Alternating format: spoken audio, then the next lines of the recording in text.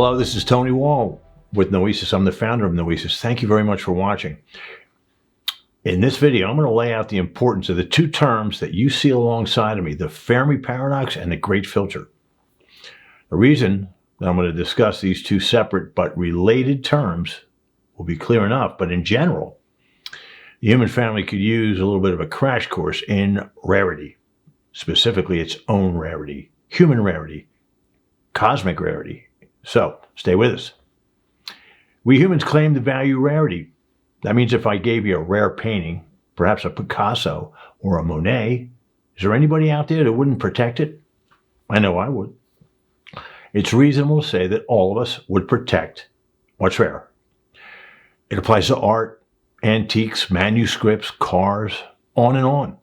We all value rarity. But here's a funny thing, or maybe not so funny a thing. As a race of beings, the human family doesn't appear to value its own rarity. What's going on? Are we dumb? No, I should say not. We're not dumb.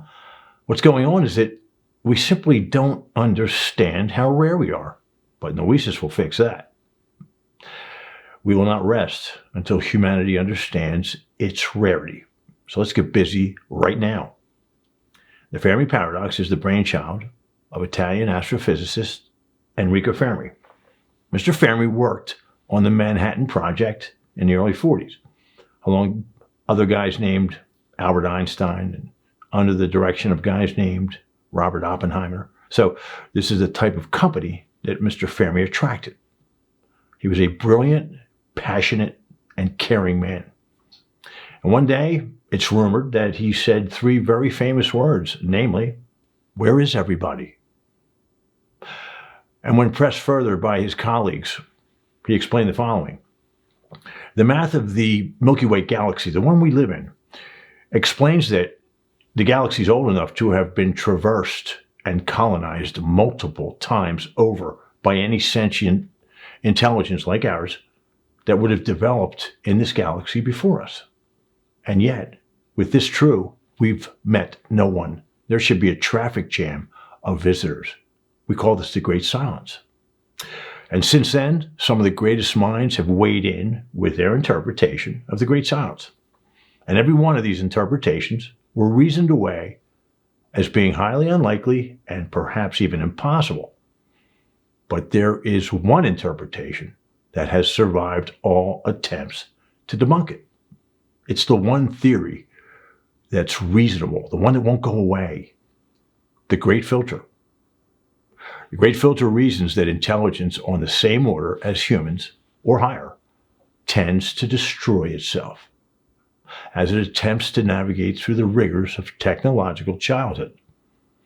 The Great Filter can therefore be viewed as kind of a gigantic cosmic wall that every sentient species, like we humans, tends to not merely encounter, but to actually crash violently into and not survive. So as you can see by the illustration of the Great Filter alongside of me, see all those green squiggly lines to the left of the filter? They suggest that multitudes of intelligent species in the universe would very likely have developed just as we humans have. I mean, we know intelligence exists in the universe. Why? By simply looking in the mirror. So if that sounds reasonable, that many sentient creatures have likely developed, doesn't it also sound reasonable that all of them would have encountered the obstacles humans now see right in front of us? And isn't it reasonable that as they arrive to the filter, they falter by their inability to manage accelerating technology? And isn't it also reasonable to view ourselves, human beings, as having now arrived at the Great Filter? If it is, then any future failure by us to survive it would not be our fault. Rather, it would make us typical. So I like to leave it right here after having removed all the blame with a challenge to the human species. Look at the one green line that exists to the right of the filter.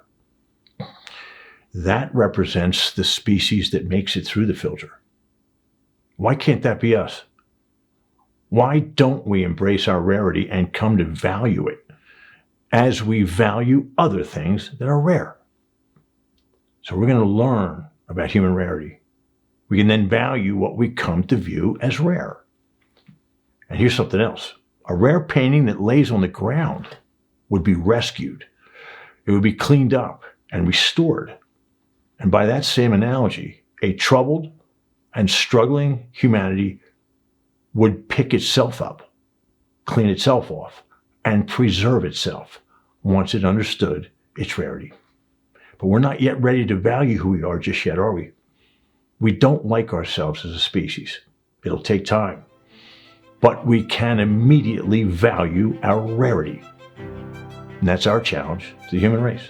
We'll be talking about that and many, many other things. Join us. Thank you.